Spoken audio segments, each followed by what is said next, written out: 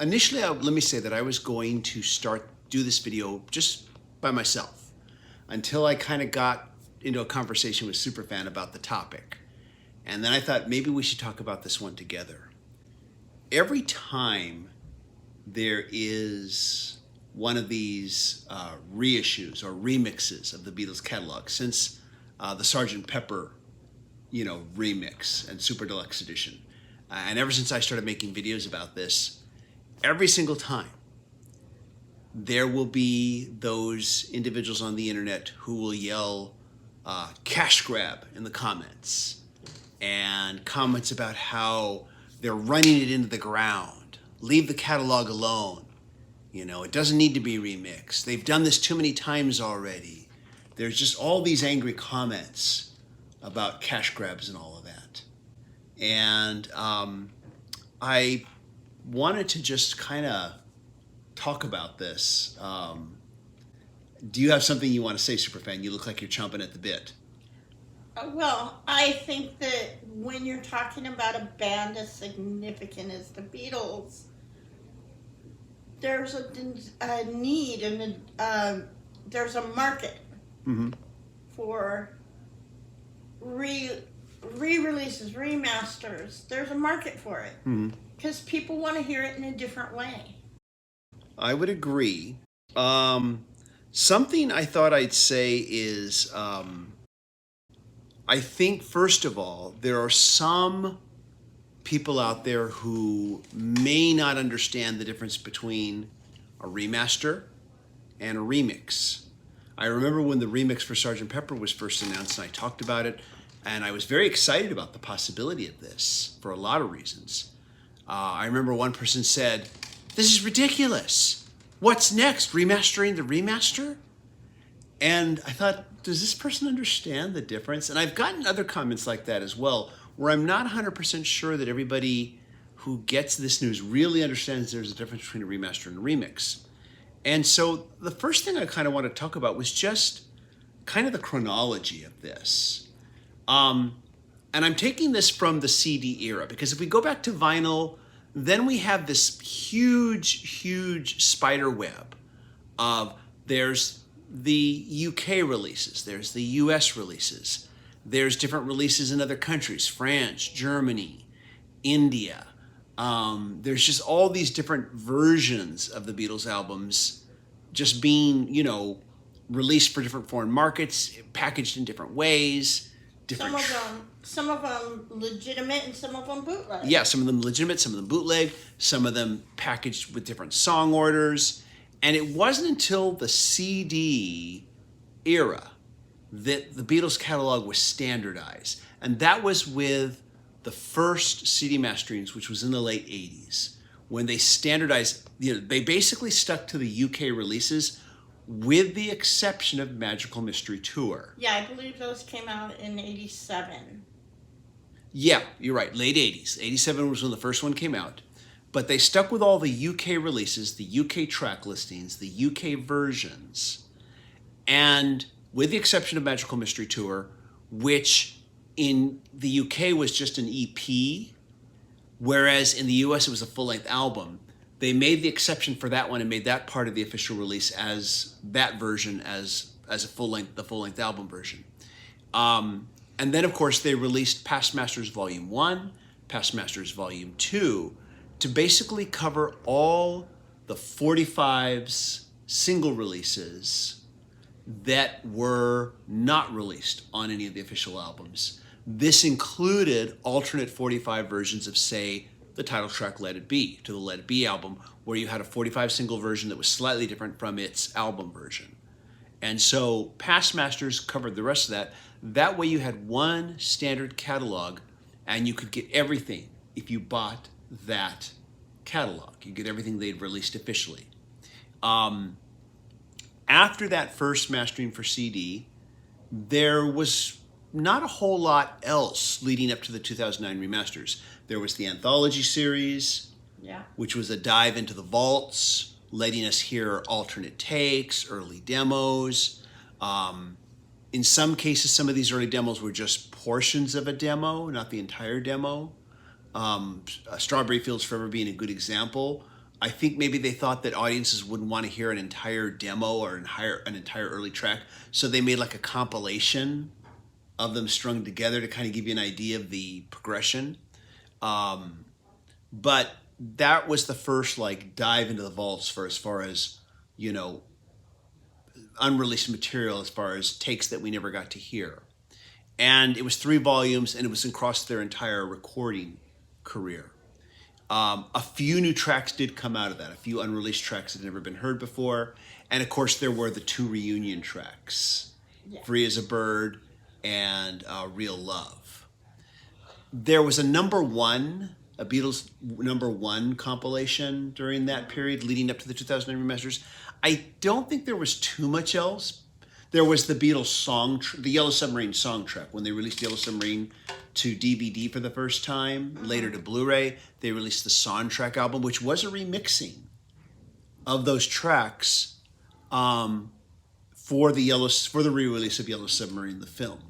So there was a remixing there. There was the Garage Band remixings, which were different from what we'd hear later. Totally different. Yeah. Yeah. They were completely different. Yeah, there was that, but in 2000, but the entire catalog as a whole, it was 22 years before there was any kind of a remaster. That was with the 2009 remasters, and I'll own up here. Prior to the 2009 remasters, before they came out, but after they were announced, I remember being skeptical. I thought to myself, how much are they going to really improve these old recordings by remastering them again? And I did wonder if this wasn't a cash grab. I think I even posted on my Facebook page, hey, what do you think? Is this a cash grab? This is before I was doing YouTube or any of that. I was just talking on Facebook to the friends I had.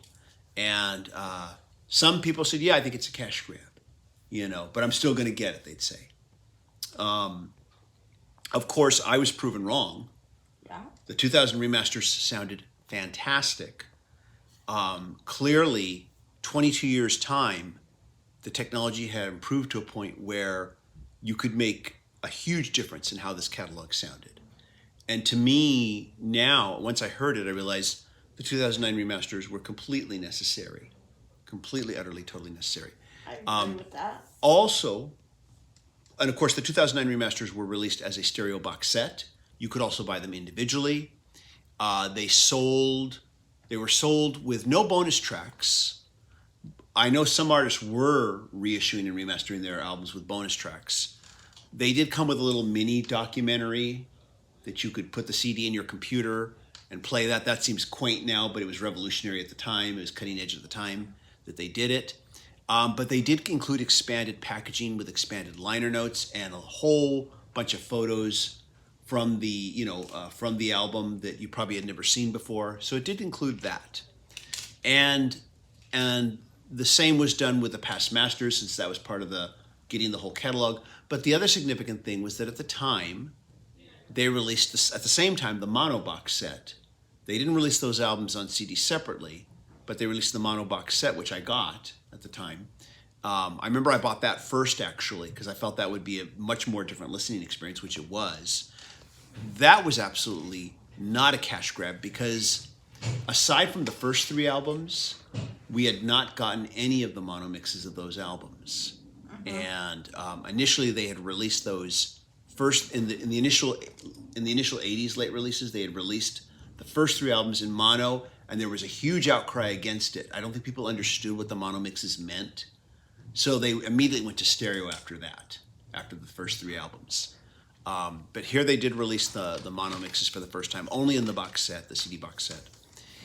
A few years later, they would reissue those same sets, those same remasters on vinyl as vinyl box sets, you know, with the mono set being exclusive to mono and the stereo set being available as a stereo box set and as separate releases.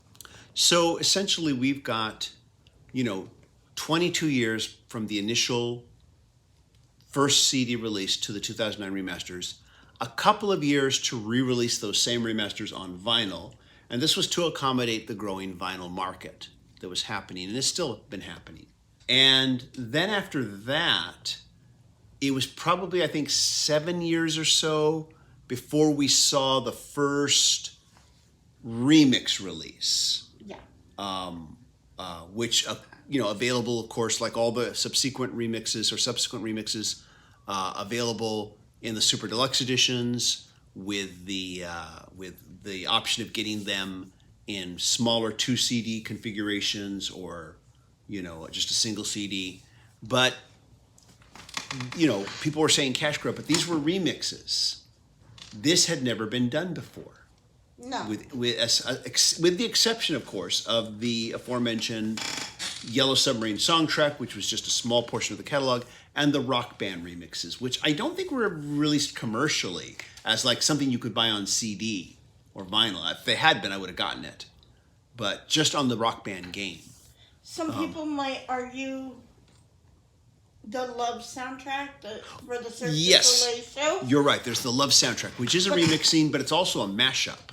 And it's a totally different thing. It's Totally a soundtrack to a show. Soundtrack to a show, and also it's a mashup. And it's completely, utterly different. And that was before the remix of Sgt. Pepper and all the... But I think that was what led to people asking for a remix. The remix. Because Giles Martin did such a fantastic job with Love. Yes, since he's the one who put that together. And he did do a fantastic job with it. And that might have also gotten the Beatles, the surviving Beatles and their estates saying, hey, can we remix these albums, And the remixes, like I said, so much of the stereo, throughout the Beatles' history, and I've talked about this before, but I'll say it again, mono was a dominant format for a lot longer in the UK than it was in the US. And the Beatles themselves were primarily concerned with the mono mixes of their albums. In some cases, the stereo mixes were just an afterthought. I've also heard that in some cases, the stereo mixes were created to help sell stereo to audiences by having really hardcore left and right panning. And I've read also that sometimes it was just a limitation to the technology. Which is why when you listen to the stereo mixes, the original stereo mixes, it's like this. You've got hard panning of maybe an instrument and a voice here, an instrument here, and it's not like how we're used to hearing stereo now, where it's more enveloping. And also there were the release of the stereo and mono box sets from 2009 showed that there were significant differences between the stereo and mono mixes. One of the things that, like, for instance, Giles Martin did with Sgt. Pepper was he said, I mostly followed the mono mix because that was the mix that the Beatles approved of, the one that they liked, they preferred. But he did do things where, say, if there was something you only heard in the mono mix, but not in the stereo mix, and there was something that you only heard in the stereo mix, but not in the mono mix, he'd make sure you heard both. At the end of the Sgt. Pepper reprise in the mono mix, there's a part where Paul shouts out to the audience. You don't hear that in the stereo mix. You can barely hear it. It's really buried. I also noticed in the stereo mix, there's a section once again in the Sgt. Pepper reprise. I don't know if it's George or John who says it, but one of them says goodbye. I've always thought it was George, that you don't really hear in the mono mix. Giles Martin made sure you heard both of them. So he kind of gave you the best of both worlds with his version of it, but also he made it sound bigger. He made it sound more the way it could sound if the Beatles had access to the type of technology we have now. And as we get into earlier albums, as we're finally now doing with Revolver, he is, instead of the hardcore right and left panning being so extreme, he's evening that out more and giving us a more full modern stereo mix. So I personally, don't see these as like pure cash grabs. No, I don't think so either. I think that it's bringing the recordings and the original releases into the modern age. It's kind of akin to when we take older films. When DVDs first came along, we remastered them for DVD. When Blu-ray came along, we remastered them for Blu-ray. We cleaned up the picture. We sharpened the colors. We sharpened the images. We improved the sound quality. In some cases, Yeah, it's no different than film preservation. yeah, I think it's very similar. There's a story that George Lucas tells that Star Wars was almost lost because it sat in a film canister, the original master film, and it had degraded so badly that it was almost unrecoverable. Wow. And by the way, before some people start shooting their mouths off, we're talking about the original version of Star Wars, not all the Lucas specialized editions, his special editions. We're just talking about the original. No, we're talking preservation of the original film. The original film, yeah, the original film. And this is no different than what they are doing. I think is just monitoring what they have. They're going back and revisiting the original masters of this to make sure that they're not degrading, that they're still viable recordings, And to make upgrading sure them that to the they're not technology. lost. And upgrading to the technology that's available, which is why there have been Blu-rays included with these that have maybe a 5.1 mix. The more recent ones have had a Dolby Atmos mix. I know that the Revolver release will not have a Blu-ray, which has upset many fans. Hopefully, I've read that Giles Martin recently stated somewhere like on Twitter that outburst has not gone unheard. So hopefully, there might be a later Blu-ray release with like a 5.1 mix Dolby Atmos, and that's upgrading it to new technologies, just like we do with movies. Yeah, and you talk about a cash grab, but this upgrading and preservation doesn't come for free. Yeah, it costs money, so you have to pay for it. And this is how they fund it. Yeah, is you just knowing that there's an audience there that will buy it. But that being said, there is a value to what they're offering too. They're making it valuable to the fans of the music. Well, real quick, I'll say the Super Deluxe box sets, they've all been high standard, high bar releases. The quality put into these sets, to me, the price they're asking is reasonable for what you're getting in return, competitively speaking, especially when compared to other similar box sets I've seen from other artists. I've seen other artists charge a lot more for similar box sets, and I've seen other box sets that don't have the same level of quality put into them. It's a real high mark standard bar that the Beatles set with these releases, and that others have to follow. And So- I don't think that they're doing them frivolously. No, I don't think they're doing frivolously. There have been, however, I will say, to be fair, there have been some releases that I would say, at least to me, are superfluous. A good example is the US box set, which was basically what's already, I didn't get it because I said to myself, I've got all this in the 2009 remasters. It's all the same, it's the same recordings, just packaged like the US releases. And I said, I don't care. Now, some fans bought it because they want it. If that makes you happy, great. I don't begrudge you. Some fans are completists. Maybe you didn't buy the stereo version, I should say the 2009 remasters, though I doubt it. Maybe you didn't. Or, one thing I will say, if you didn't buy the mono box set, you only bought the stereo set back in 2009, and then you said, oh, I wish I'd gotten the mono set, but it's too expensive now to get on the aftermarket. Well, the US box set, each CD contained both the stereo and mono versions from the 2009 remasters on each album. So you at least had a chance to experience those mono mixes by buying the US set if you didn't buy the mono set. That was a cool thing that they did. To me, it was a superfluous thing. There was the singles releases.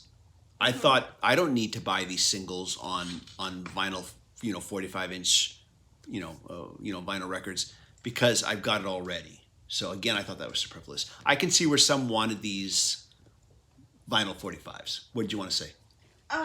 But there is also the argument that can be made of the vault situation, Uh-huh. for lack of a better explanation. Yeah, explain that because you've told me off camera, but tell me what. Go ahead and say that.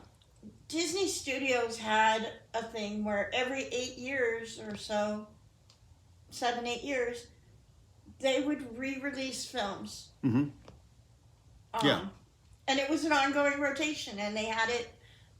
It was a scheduled thing that they had, and they would say, "Back from the vault." Yeah. And it was because there is a new generation of people who may not have been exposed to this the first time, the second time, the third time. And it keeps it out there in the public eye and keeps it alive. Out there in the public eye. It keeps it alive for new generations to come and find this music, this great music. And and going back to the Disney releases, as formats changed from VHS to DVD to Blu-ray, and as the technology improved for better sound quality and better picture, they upgraded those releases to accommodate those technological changes, which is what any good brand should do that's producing art and entertainment, like the Beatles brand. Yeah, it's preservation, it's maintenance, and it's keeping it valid in the market. Yeah, into the general public, and by upgrading the sound quality, I think it better appeals to the younger audience out there because they hear it in a way that's more what they're used to hearing everything else that's being done with contemporary technology. To me it makes perfect sense. And even these releases that I think are superfluous, I can see where it has a certain collectible value to fans.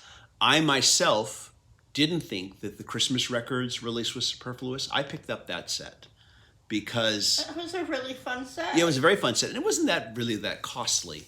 And it was something that I don't think had ever really been released. Not to the general public, because the Christmas Records were only ever released to the Beatles fan club on flexi-disc. So it was a very transient this was something. media. Yeah, so this was something. The first time it had been made officially released to just the general public at large, it was released on 45 vinyl 45s. In fact, I was always assuming they would eventually, like a year or two later, do a CD version of it. They never did. Surprisingly, they may still. They could still. But that was the one I did pick up that one. But I think that everybody, even the people who got that original flexi disc, would have been interested in getting that set. In getting it because, once again, preservation. It's on vinyl now, and it's been remastered for the vinyl as well.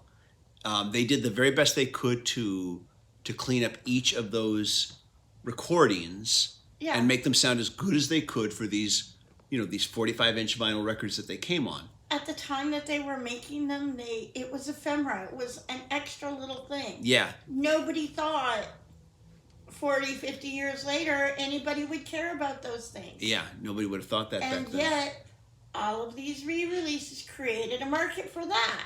Exactly. You're right. Yeah, the only way you can get the Christmas Records on CD is if you buy a bootleg release, which are easy to find. In fact, I picked up one on eBay just so I could have it on CD. But if they do it in an official release, I may actually get it. But but the other thing I was going to say was that as regards to these box sets where it's a box set for a single album, the Beatles actually held off on doing that a lot longer than a lot of their contemporaries. A lot of their contemporaries were already doing single album box sets a lot earlier than the Beatles did. And I think one of the reasons why was because maybe they were waiting for the technology to catch up to where they could offer a remix in that box set versus another remaster, which I've seen some bands do. They'll remaster their catalog. They'll remaster the album again just to do a box set. And maybe it's only been like less than 5 years, which is not enough time, in my opinion, to make any significant difference or much of a difference with how it sounds. So it would be one thing if there was another new format or some massive technology change to warrant it. But it's like, to me, I just don't see them doing. I don't see them running into the ground. It's not like we remastered the album, 5 years later we remaster them all over again. It's not like that. There has been no remastering since the 2009 remaster of the original stereo catalog. And I'll tell you, I can picture that maybe how far are we from 2009 now? 2019. It's been over 10 years. 2022. It's been about 13 years since since the last remastering of the original stereo mixes and mono mixes, since those original. If there was a big enough leap in technology, I could see them going back to the original mixes, not the remixes. These are different. To the original mixes and remastering them again. If there was, but I think it would take like another 20 some years before we feel like the technology is improved enough to where you can actually get something out of it, you know? And like I said before, I've seen some bands remaster their album a few years later just to sell a box set, you know? I actually have noticed now that a few bands have stopped doing that. They'll release a box set of their album, but they'll include the remaster from a couple years back, which I actually respect more, because I just don't think you need to remaster it within a time frame of less than 5 years. I think you're pushing it even at 10 years, you know, but Yeah. just depends. Just depends.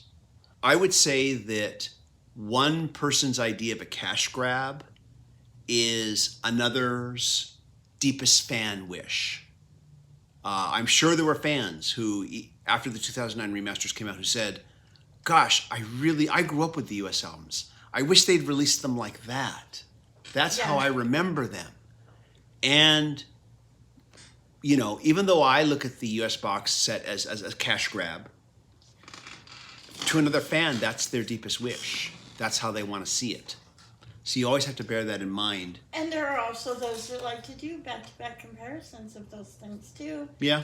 And they're just that kind of fan. It's just, yeah, that's just kind of the geeky, nerdy fan stuff, which I get into as well. I mean, that's why I'm always doing those CD to vinyl comparisons. I just geek out on that stuff. It's fun to me. It's interesting. It fascinates me. Everybody has their own thing. Yeah, everybody does.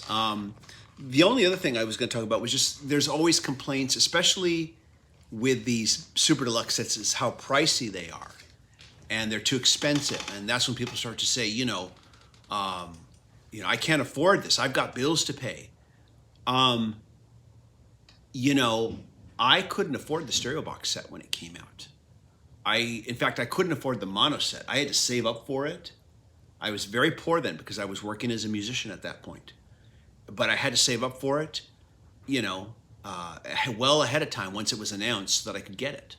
But if something's too expensive, if it's going to keep you from paying the rent or buying groceries, don't buy it. If you think something's too expensive, don't buy it. That's the best message you can send. I mean, Robert and I talked about the recent Creatures of the Night box set from Kiss. I talked about it, actually. Robert didn't really talk about it. I talked, he listened. But I talked about that set on one of our recent news shows, and I said I'm not going to get it. It's too effing expensive. I will sit it out. And I've done this before. Even with albums that I'm very interested in, I've set out the super deluxe editions.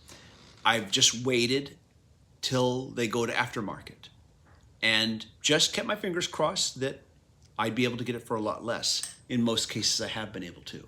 The Let It Be Super Deluxe Edition with the remix, the CD set was originally $139, which is the set that I bought when it was first released. As of this filming, the last time I looked prior to filming this, it was about roughly $86 on Amazon. The LP version was $199 when it was first released. And the last time I looked prior to filming, it was $109. So these things don't always sell out. Sometimes they do. Sometimes they don't. It's a risk you have to take. It's a risk you take. And sometimes you see them, they go down in price as they're trying to just sell off the last of what they have. And sometimes you just find a deal on the aftermarket. And that's what I've always kind of done. I mean, I wanted to get the Goat's Head Soup Super Deluxe Edition when it was first announced, but I looked at it and said, I like the album. I don't like it enough to pay that much for the Super Deluxe set. I'm not going to get it. And instead, I just bought the LP remix instead, which I enjoyed a great deal. It came with a bonus 7-inch.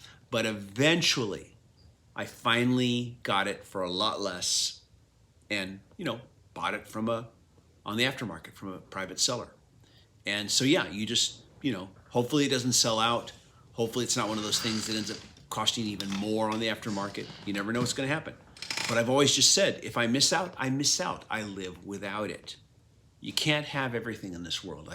It's like that episode of Star Trek where Captain Kirk says to Charlie X, "There's a million things in this world you can't have." It's true. You can't have everything, and I instead choose to focus on what I do have and be grateful for that. Sure, everybody wants to make money, so does Apple Corps. But I don't think they would make this stuff if they didn't feel there was a market for it. Well, yeah, and part of the price is, there's a demand for it, but also the level of quality that they put into what they're selling. Yeah, the sets are really good, but also, like you said, any smart corporation or brand needs to keep that name in the public eye. And that means, especially if they're not currently making anything new, reissuing, repackaging, reformatting, the previous product. Going through the vaults, looking for unreleased material, that's part of the process. But as consumers, we decide by whether we purchase or not. But anyways, so that's about all I wanted to say on this topic. But I don't think the people who are saying cash grab, if they're not trolling, maybe they're just trolling, but if they're not, I don't think they've really thought it through. I don't think they've really looked at the full picture of it. And again, if you disagree, don't purchase. That's basically how you vote on this sort of stuff. Don't buy. But, you can complain that it's a cash grab all you want, but you don't have to buy it. You don't have to contribute. At the end of the day, we are all adults here. Nobody is pointing a gun at anybody's head saying you have to buy this. Nobody forced me to buy the mono box set. Nobody forced me to buy the stereo remasters from 2009. Anyways, though, just want to talk about this. It happens every time one of these gets announced. You'll hear the usual round from the peanut gallery about cash grab. And I'm sure not just with the Beatles, but with every single artist that's out there. But let us know your thoughts. Please leave a comment. And as always, if you like these videos, be sure to hit like, hit subscribe, and hit the bell notification icon. And I want to thank you to the patron supporters. We really appreciate it. And if you'd like to be a patron supporter, patron supporters do receive exclusive weekly videos. Not available on this channel. Then they are fierce and mighty, as Superfan is always quick to point out. And but they do receive exclusive weekly videos not available on the channel. They also will receive sneak peeks of videos before they become available on the channel. But just go to patreon.com/TGR the original. Everybody, thank you so much for watching, and we'll see you in the next video. Take care. Bye-bye. Bye.